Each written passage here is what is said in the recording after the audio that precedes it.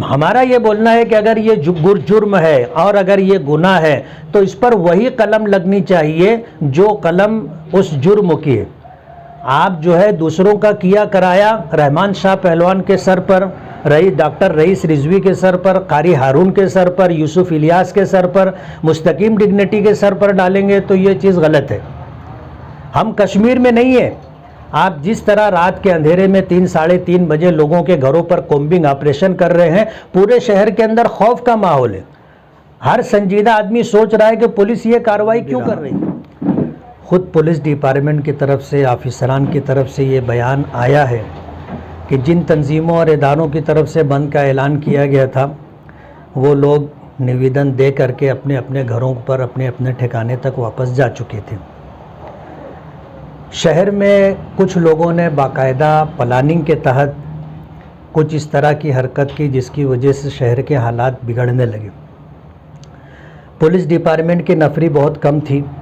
मालेगांव में बहुत सारे पुलिस मित्र कहो या शहर के अमन व अमान के ख्वाह अफराद कहो, पुलिस डिपार्टमेंट की वो मदद करते रहे। हमने ये देखा और अपने कानों से सुना कि हंगामा करने वाले जो 150 बच्चे थे उससे ज़्यादा उनको समझाने वाले लोग थे। और इस बात को पुलिस डिपार्टमेंट भी अच्छी तरह महसूस करता है और इस बात को जानता है। हमें तो ये खबर मिली है कि ये प्रोग्राम करने के लिए बाकायदा बच्चों को तैयार किया गया था।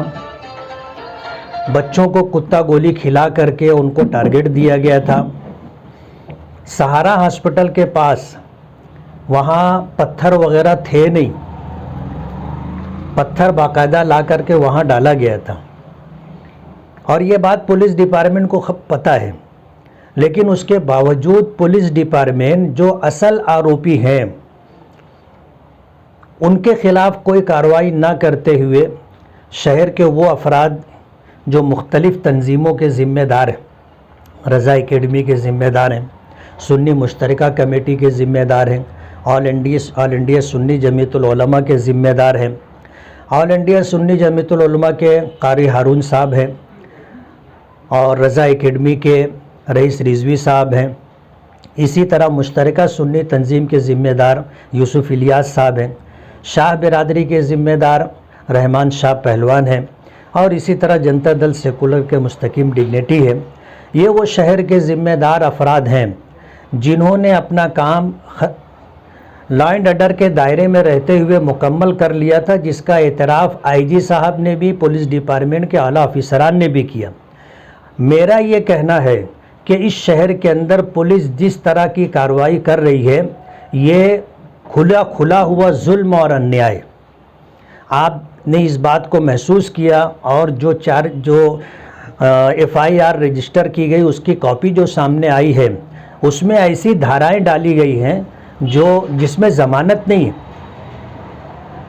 353 का केस डाला गया है, 307 का केस डाला गया है, 395 की कलम लगाई गई है। इस तरह की जो धाराएं दी गई हैं इसमें जो लोग गिरफ्तार होंगे उनकी ज़मानत मुश्किल हो जाएगी। ऐसे हालात के अंदर पुलिस डिपार्टमेंट ने जो रवैया इख्तियार किया है वो रवैया नाकाबिले बर्दाश्त है।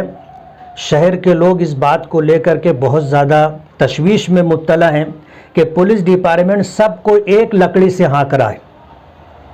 तंजीमों के ज़िम्मेदारान को और इदारे के ज़िम्मेदारान पर भी यही सारी धाराएं लगाई गई हैं, जो धाराएं पत्थर फेंकने वाले, झाड़ फोड़ करने वाले और तांडव करने वाले और शहर के अंदर जो है पुलिस डिपार्टमेंट को तकलीफ़ देने वाले, अमन व अमान को बर्बाद करने वालों के ख़िलाफ़ लगाई गई है। ये कैसा इंसाफ है?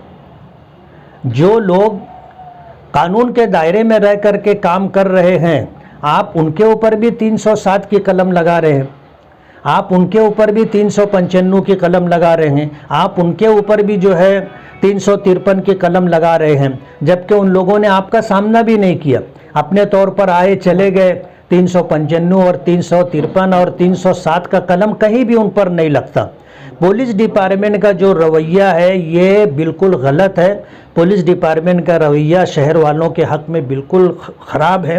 मैं ये कहना चाहूँगा कि हम कश्मीर में नहीं है कि 150 पुलिस की नफरी कल रात में रहमान शाह के घर पहुंची और उसको वहां से उठा करके लाए। उसका मानो जुर्म सिर्फ इतना है कि उसने जो है निवेदन देने के साथ जुमा की नमाज से पहले आ करके उसने एक बाइट दी है।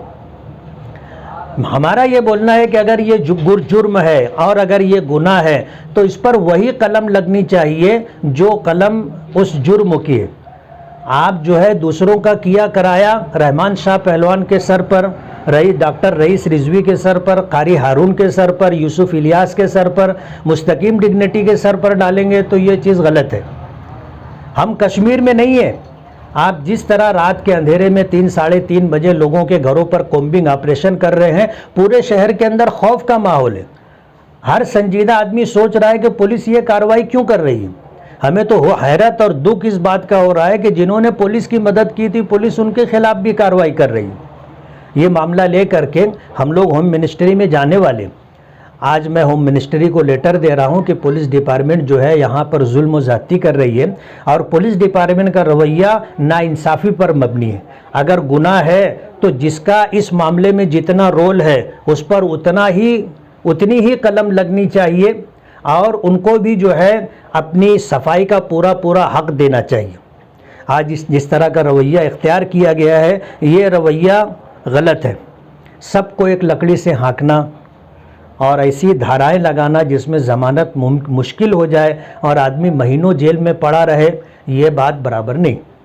हमने ये बात पहले दिन कही है कि जो गुनहगार हैं, जो मुजरिम हैं, आप उनको कड़ी से कड़ी सज़ा दो कानून के दायरे में, लेकिन जो लोग बेकसूर हैं आप उनको हरेसमेंट ना करें। बहुत सारे लोगों को उठाया गया है सिर्फ इस वजह से कि वो मजमे में थे, उनका फ़ोटो आ गया है। ना उनके हाथ में पत्थर था, ना लाठी खाठी थी और ना उन्होंने कोई झाड़ फूड़ में हिस्सा लिया, कुछ भी नहीं किया, लेकिन तमाशाई की हैसियत से थे। उनको भी जो है सब धाराएं लगा करके उठाया जा रहा है। ये एक लकड़ी से हाँकने का जो तरीका पुलिस डिपार्टमेंट ने इख्तियार किया है ये गलत है। मैं ये कहना चाहूँगा कि पुलिस डिपार्टमेंट असल आरोपियों को छोड़ करके ऐसे लोगों को गिरफ्तार करने के चक्कर में पड़ी है जिनको गिरफ्तार करने के बाद पुलिस को फ़ायदा हो सकता है।